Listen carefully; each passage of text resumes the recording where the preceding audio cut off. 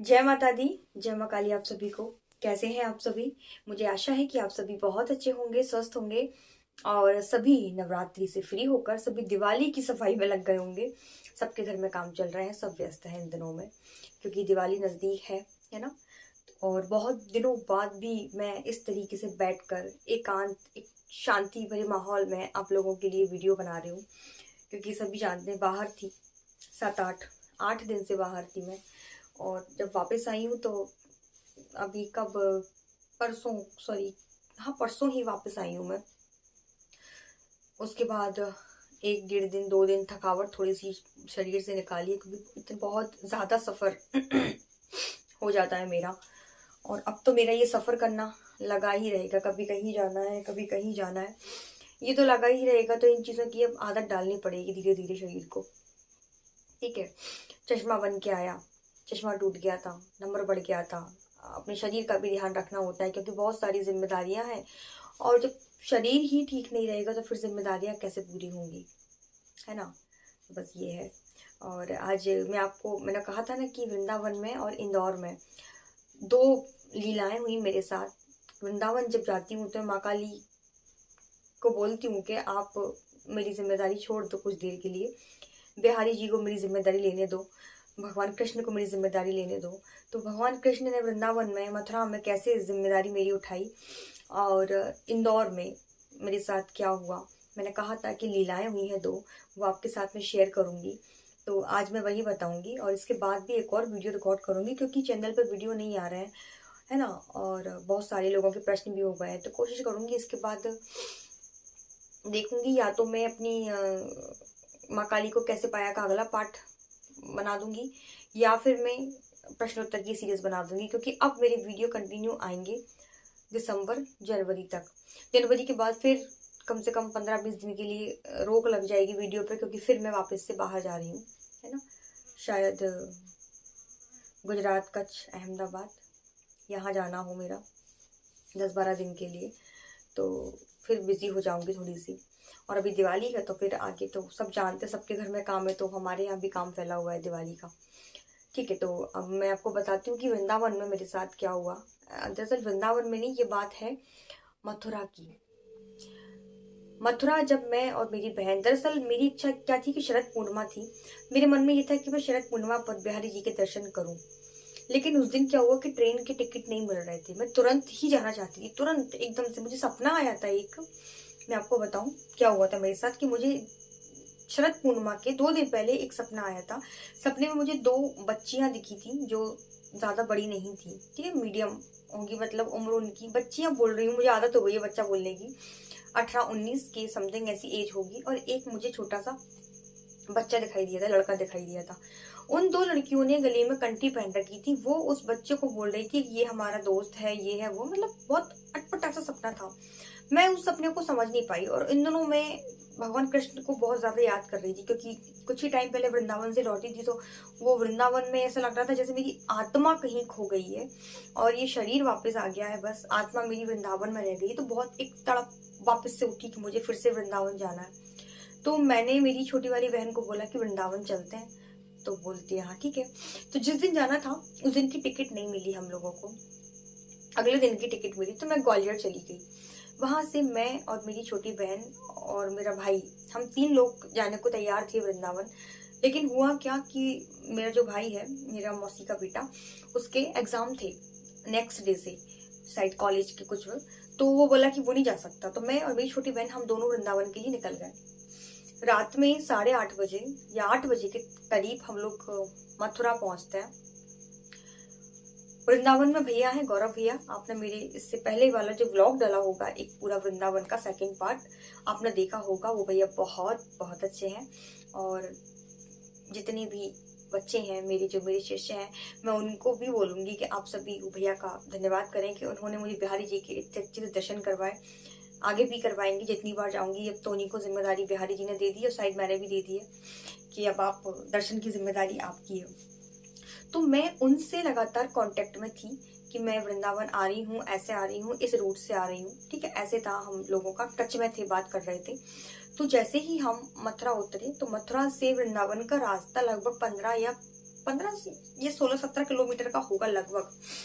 ठीक है, तो अब हम लोगों ने एक ऑटो की, हमने सोचा था कि हम पर्सनली एक ऑटो कर लेते, डायरेक्ट वृंदावन जाएंगे। मन में ये था कि 9 बजे बिहारी जी के पट बंद होते हैं, तो 9 बजे से पहले कैसे भी पहुंच जाए, एक बार बिहारी जी के दर्शन हो जाए, क्योंकि ग्रहण काल खत्म हुआ था उस दिन।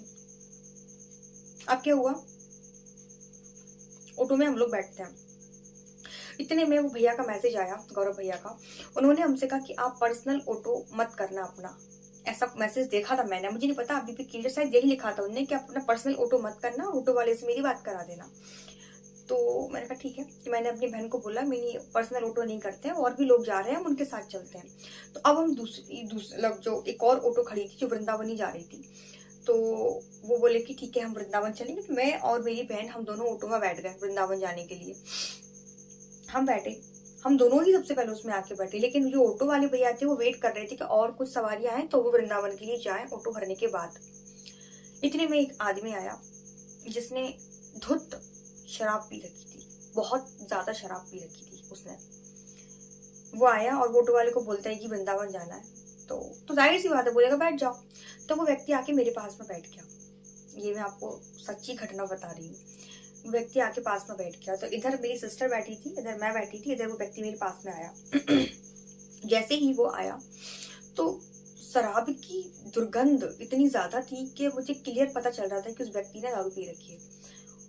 स्टार्टिंग में तो वो व्यक्ति लगातार बस यूं, जैसे इस तरफ में बैठी थी तो वो यूं टकटकी लगा के बस मुझे देखा जा रहा है, देखा जा रहा है, देखा जा रहा है। अब थोड़ा सा अजीब लगा, क्योंकि मेरा क्या है, मैं जब भी घर से बाहर निकलती हूँ मेरे हाथ में कटार वटार बहुत चीजें होती हैं, लेकिन वृंदावन एक ऐसी जगह है जहां मैं बिना हथियारों के, मतलब अपनी सुरक्षा का कोई भी सामान मैं नहीं लेती। जैसे मैं इतना ट्रेवल करती हूँ तो बहुत सी अपनी सुरक्षा भी देखनी होती है, तो सब सामान साथ में लेके चलती हूँ। लेकिन एक वृंदावन ऐसी जगह है जहां मैं कभी ये चीजें ना, मैं कभी जाऊंगी भविष्य में ये सब चीजें लेके, कटार वगैरह चाकू बहुत सी चीजें होती है मेरे पास, मैं कभी लेके नहीं जाती वृंदावन। तो उस टाइम मेरे पास कुछ भी नहीं था और हम दोनों लड़कियां ठीक है साथ में थे। तो मुझे ऐसा लगता है कि मेरे साथ कुछ भी हो जाए तो मुझे चलेगा, लेकिन मेरी बहन मेरे साथ में है तो कभी कुछ ना हो, और बाकी माँ पे विश्वास तो होता ही है मुझे। तो अब वो व्यक्ति लगातार देखे जा रहा। अब उसने, इस व्यक्ति ने क्या करा, उसका पैर गलती से या पता नहीं कैसे मेरे पैर से टच हुआ। मुझे बहुत अजीब लगा, ये क्या, मैंने ध्यान नहीं दिया। फिर भी मुझे लगा ऑटो है तो थोड़ा बहुत हो जाता है टच वगैरह, ध्यान नहीं दिया। फिर उस व्यक्ति ने अपना जो हाथ था वो ऐसे ऑटो पे जो सीट रहती लंबा किया। तो अब मुझे लगा ये व्यक्ति के इरादे ठीक नहीं है। तो मैंने मेरी बहन को बोला, क्योंकि एक लड़कियों को, महिलाओं को भगवान ने एक ऐसी पावर दी है कि किस व्यक्ति के क्या इरादे हैं वो समझ सकती है, ठीक है। तो अब मेरे मन में ये आया कि यहाँ से वृंदावन का जो रास्ता है वो थोड़ा सा सुनसान है, तो इस एरिया के बीच में अगर कुछ भी होता है, मैं वृंदावन में मथुरा में किसी को नहीं जानती सिवाय वो भैया के, और अगर कुछ भी होता है तो मैं क्या करूंगी, मतलब एक अंदर से एक डर सा मुझे, क्योंकि वो व्यक्ति की नजरें बहुत बहुत गलत थी और रात का टाइम था। मैंने मेरी बहन को बोला कि हम उतरते हैं ऑटो में से, हम दूसरे से चलेंगे। तो वो मुझे बोली कि यहाँ रेलवे स्टेशन पर हर व्यक्ति ड्रिंक करके ही घूम रहा है, हमें ऐसे ही जाना पड़ेगा। लेकिन उस व्यक्ति का नजरिया बार बार वो इतनी गंदे तरीके से देख रहा था, मेरे से रहा नहीं किया, मैं तुरंत ऑटो से उतर गई, तुरंत उतर गई। तो जैसे ही मैं उतरी और जिस लहजे से मैं उतरी, तो वो जो व्यक्ति बैठा था ड्रिंक करके, वो ये समझा कि अब ये मुझे कुछ बोलेगी या कुछ लफड़ा होगा, क्योंकि आसपास पुलिस के लोग भी थे। तो वो डर के मारे पहले ही भाग गया। तो मैं ना अपनी बहन को बोला, मैं इस व्यक्ति ने ड्रिंक कर रखी, मेरी इसके इरादे ठीक नहीं है, हमको 15 किलोमीटर 16 किलोमीटर अंदर जाना है, बीच में रास्ता सुनसान है। तो हम लोगों ने ऑटो चेंज की, दूसरी में गए। अब अंदर से मुझे एक डर, क्योंकि उस व्यक्ति का देखने का तरीका, और जिस लोगों के संग कभी ये चीजें हुई नहीं, उन्हें बहुत अजीब लगती है ये चीजें। तो मैंने उस टाइम, पता है, माँ काली को बिल्कुल याद नहीं किया। वैसे मेरी क्या आदत है, तो मुझे चोट भी लगती है, मेरे मुंह से माँ काली का नाम निकलता है। वृंदावन एक ऐसी जगह है जब मैं माँ काली को भी भूल जाती हूँ, मेरे मुंह से मेरे कृष्णा का नाम, मेरे बिहारी जी का नाम निकलता है। तो मैंने बस बिहारी जी को ये बोला कि बिहारी जी, आपकी नगरी आई हूँ, आप जानो, आप संभालो, मैं अकेली आऊंगी, मुझे कोई दिक्कत नहीं है, आप मुझे भले ही लोग मार दें, मुझे कोई दिक्कत नहीं, मुझे अपनी परवाह नहीं है, मेरी बहन मेरे साथ में है, कोई अनहोनी ना हो, आप जानो प्रभु। अंदर से मैं बहुत डर गई थी, मुझे ये बोलने में बिल्कुल बुराई नहीं कि मैं माँ काली की बेटी हूँ तो मैं डरती नहीं हूँ, अपनी इज्जत की चिंता सबको होती है। तो मैं बहुत ज्यादा डर गई थी उस टाइम, बहुत ज्यादा। हम लोग दूसरे प्लेटफॉर्म से नीचे उतरे, एक ऑटो वाला हमारे पास आया, बोलता है मैडम आप कहाँ जाएंगी? तो मेरी बहन बोलती है कि वृंदावन। तो उन्होंने बोला ठीक है हमारी ऑटो जा रही है, आप ऑटो में बैठ जाइए। तो मेरे मुंह से यही निकला कि आपके ऑटो में कौन कौन है? तो उन्होंने बोला कि 2 लेडीज बैठी हुई हैं, आप बैठ जाओ, कोई दिक्कत नहीं है। मैंने कहा ठीक है। अब हम उनके ऑटो में जाके बैठे तो 2 महिलाएं बैठी हुई थी वहां पर पहले से, और एक जो प्रभु जी रहते हैं जो स्कॉन से जुड़े होते हैं वो भी बैठे हुए थे। तो अब मैंने उन महिलाओं को पूछा कि आप कहाँ जा रही हैं? तो बोली कि हम वृंदावन जा रहे हैं। तो मैंने उनको ये बोला कि अच्छा हुआ आप वृंदावन जा रही हैं, 2 से भले 4 हो गए। और अंदर से ऐसे धक धक धक धक धक धक हो रही थी मेरे, सच्ची में हो रही थी मेरी, क्योंकि मैं डर गई थी। बिहारी जी को याद करी थी अंदर से, मतलब उनका नाम चल रहा था कि बिहारी जी आप बचाना। अब बिहारी जी क्या करते हैं, वो जो 2 महिलाएं सामने बैठी थी, कंठी ले रखी थी गले में उन्होंने, वो मुझे नहीं जानती, क्योंकि जरूरी नहीं कि मैं यूट्यूब पर काम करती हूँ तो मुझे हर व्यक्ति हर बच्चा बच्चा जानेगा, ठीक है। वो मुझे नहीं जानती थी। तो वो मुझे बोली कि आपने कंठी ले रखी है, कि आपके कोई गुरु है? मैंने कहा जी मेरे गुरु है। आप ब्राह्मण है? मैंने जी मैं ब्राह्मण हूँ।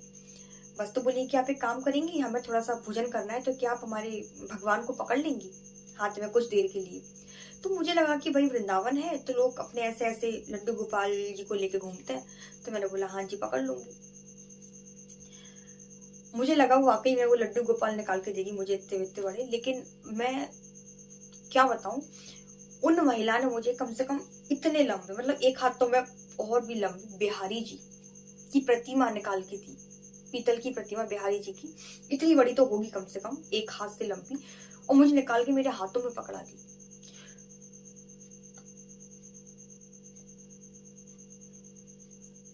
जैसे ही मैंने वो बिहारी जी की प्रतिमा को पकड़ा, मुझे पता है अंदर से क्या आवाज आई? मुझे अंदर से क्या आवाज आई कि जैसे बिहारी जी ने बोला कि तू डर मत, देख मैं तुझे वृंदावन से मथुरा लेने आया हूं। सिर्फ एक आवाज कि तू डर मत, मैं लेने आया हूं तुझे, तू मेरा हाथ पकड़ के चल। आप यकीन नहीं मानेंगे, वो बिहारी जी को मैं मथुरा की ऑटो में लेके बैठी थी, तो वृंदावन में मुझे उन ऑटो वाले भैया ने बिहारी जी का जो गेट, मंदिर का जो गेट होता है, यानी कि जो बोर्ड लगे होते हैं गलियों के अंदर प्रवेश करने के, बिल्कुल जस्ट वहीं बाहर उतारा। रास्ते भर उन महिलाओं ने मुझसे ये भी नहीं बोला कि हमने खाना खा लिया तो आप हमारे बिहारी जी वापस कर दो।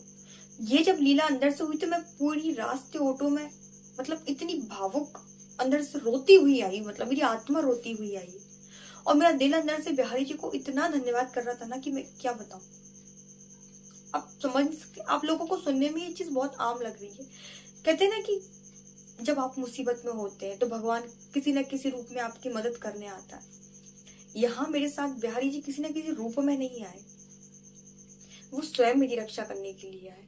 और ये भी देखो कि जैसे मुझे पता है कि राधा जी और कृष्ण जी एक ही हैं, अलग नहीं है, लेकिन फिर भी एक विशेष के प्रति हमारा लगाव होता है। तो जैसे मेरा कृष्णा जी से बहुत बहुत ज्यादा लगाव है मेरा, तो मैंने कृष्णा जी को ही याद किया था। लेने कौन आए? सिर्फ कृष्णा जी। ये बात मैंने घर में आके सबको बताई कि मेरे साथ ऐसी लीला हुई, कि मेरे घर वाले कई बार मुझे लेके चिंतित रहते हैं। जैसे संन्यास दीक्षा है तो कुछ लोग बोलते हैं आपकी संन्यास दीक्षा क्या है, आप कई बार ऐसे रहती है जैसे एक नॉर्मल इंसान। तो देखो संन्यास दीक्षा का मतलब कि मैं अब गृहस्थ जीवन में नहीं जाऊंगी, शादी वादी बच्चे परिवार गृहस्थी में आगे नहीं बढ़ाऊंगी। मेरा जीवन मेरी माँ के लिए है, आप सबके लिए, ये मेरी संन्यास दीक्षा है।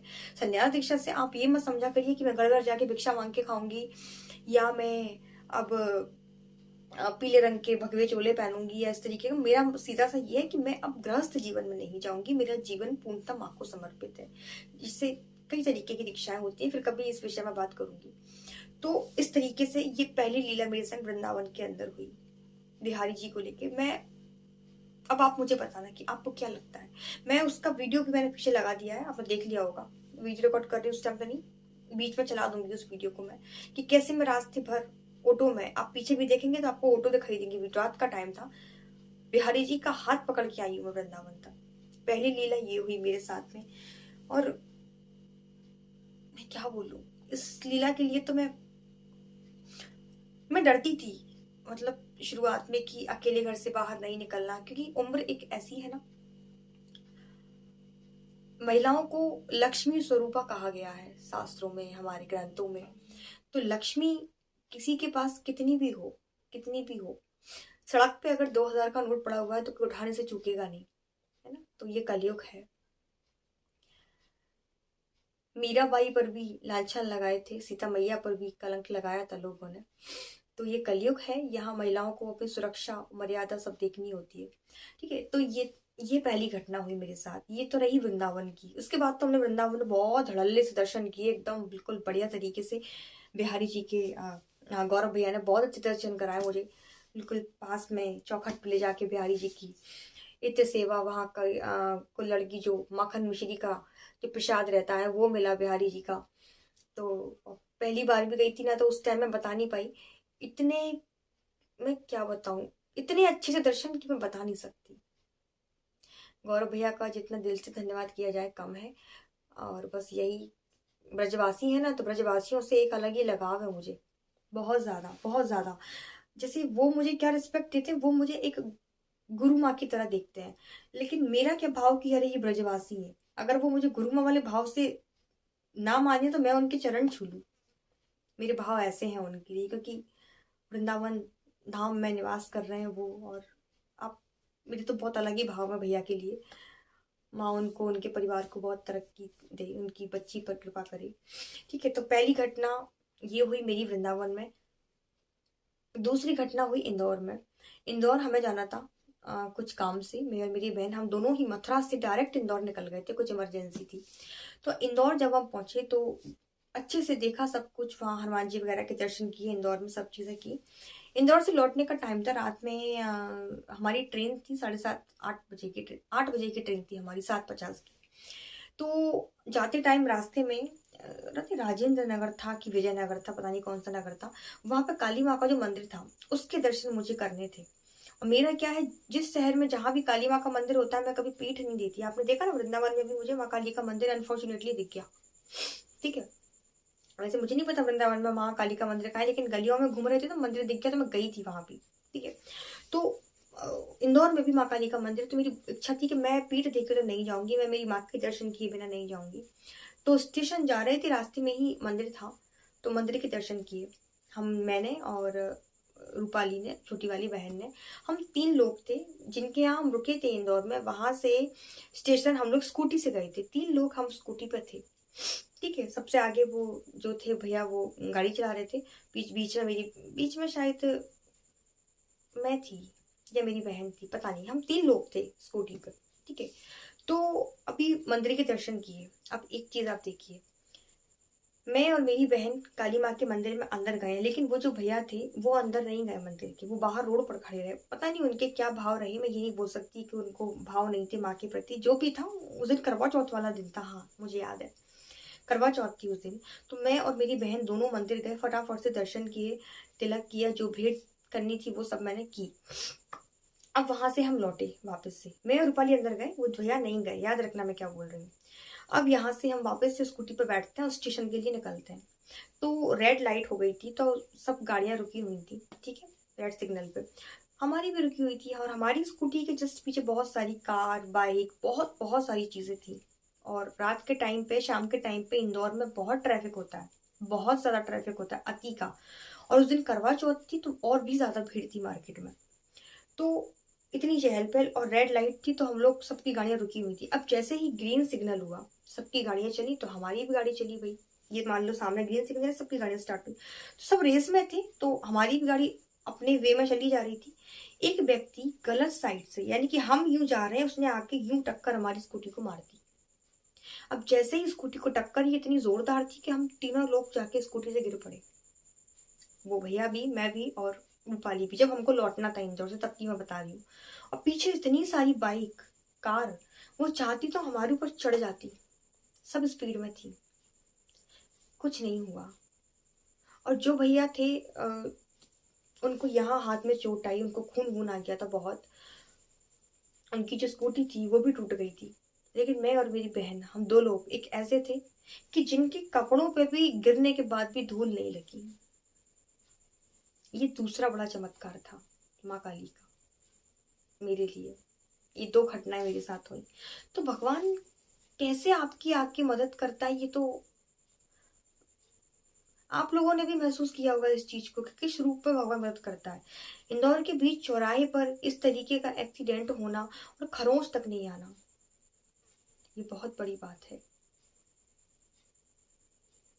तो बस ये 2 घटनाएं थी और इन घटनाओं से आपको सीखना चाहिए कि जब आप पूर्ण रूप से भगवान पर आश्रित होकर चलते तो आपका बाल भी बांका नहीं होता। तो मेरे साथ तो ये बहुत विचित्र घटनाएं रही हैं और मुझे तो मालूम है कि भगवान मेरे साथ हमेशा रहता है। मैं ज्यादा बोल नहीं पा रही, पता है, क्योंकि अभी सफर किया है तो अभी भी थकावट है, क्योंकि वहां से आते से ही मैं यहाँ काम में लग गई। दिवाली का काम है ना, आने वाला है और दिवाली, क्या बोल रही हूँ मैं, दिवाली आने वाली है तो काम बहुत ज्यादा फैला हुआ है। तो मैं आई थी तो लोगों के जवाब देना, लोगों के बहुत सारे काम पेंडिंग पड़े थे, माँ को भी देखना था और नींद अभी पूरी अच्छे से हुई नहीं है।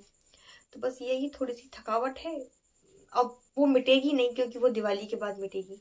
तो बस यही है और बस इतना ही है आज की वीडियो में। एक और वीडियो बना दूंगी बाद में, या तो प्रश्न उत्तर का या किसी भी चीज़ का, मैं देखती हूँ क्या बनाती हूँ। तो बस आज की वीडियो में इतना ही। सभी को बहुत सारा प्यार। कैसे लगे आपको दो एक्सपीरियंस, क्या सीखा आपने इन 2 घटनाओं से, ये मुझे बताना कमेंट में। वीडियो को लाइक आप जरूर करिएगा और हाँ प्लीज माँ काली के मंदिर निर्माण में आप सभी अपना सहयोग जरूर दें, जितना आपसे हो सकता है। पता है कुछ लोग तो ऐसे रोज का 1 रुपया भेजते हैं, उनके लिए दिल से बहुत दुआ निकलती है। रोज का 1 रुपया, शायद दीपक नाम है, पता नहीं क्या नाम है, मुझे नहीं पता, दीपक ही नाम है शायद, चिंता से भेज देते हैं। सोचो आप, बूंद बूंद से घड़ा भरता है, तो क्या फर्क पड़ता है ना, थोड़ा बहुत दान करते रहेंगे। तो मैं बहुत जल्दी मंदिर की वीडियो आपके साथ शेयर करूंगी, अभी कुछ है ना। तो बस आप सभी को बहुत सारा प्यार। और आप लोग बोलेंगे किस नंबर पर मंदिर की सेवा भेजनी है, डिस्क्रिप्शन बॉक्स में आपको सब मिल जाएगा, ठीक है। तो जय माता दी, जय माँ काली, सभी को बहुत सारा प्यार। धन्यवाद।